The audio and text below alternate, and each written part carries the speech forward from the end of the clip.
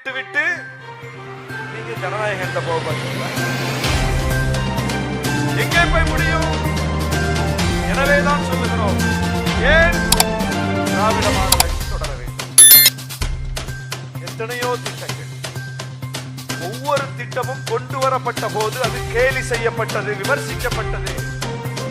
கட்டணமில்லா பேருந்து பெண்களுக்கு விடப்பட்ட போது எப்படி கிண்டல் அடிச்சாங்க? டிஸ்ட்ரிக்ட் பஸ் அப்படின்னு கிண்டல் அடிச்சாங்க.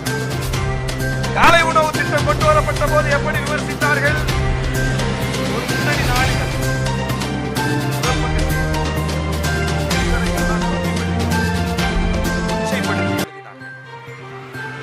மகளிர் உரிமை தொகை அறிவிக்கப்பட்ட போது வாய்ப்பே கிடையாது.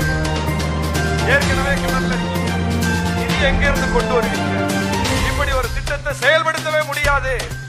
மக்களை ஏமாற்றுகிறது திமுக, மக்களிடம் போலியான வாக்குறுதியை கொடுக்கிறது திமுக என்று பரப்புரை செய்தார்கள். இன்னைக்கு என்ன?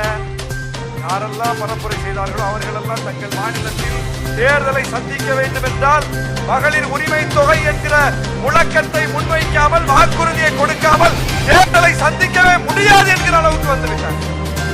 காலை உணவு திட்டத்தை பற்றி ஆய்வு செய்வதற்கு ஒவ்வொரு மாநிலத்தை சார்ந்த குழுவும் வந்து தமிழ்நாட்டில் வந்து போய் பார்த்தோம். கட்டணமில்லா பேருந்து இன்றைக்கு ஒவ்வொரு மாநிலத்திலும்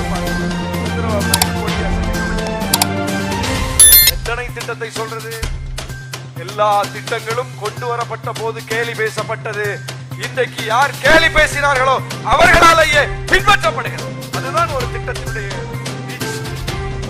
அப்ப எப்படிப்பட்ட திட்டம்? ஒரு மாதிரி இருக்க மாதிரி திட்டங்களை மற்ற மாநிலங்களில் இருக்கு காட்டுங்க. பிள்ளைகளுக்கு உயர்கல்வி படிப்பதற்கு மாதம் 1000 ரூபாய் இருக்கு. உத்தரப்பிரதேச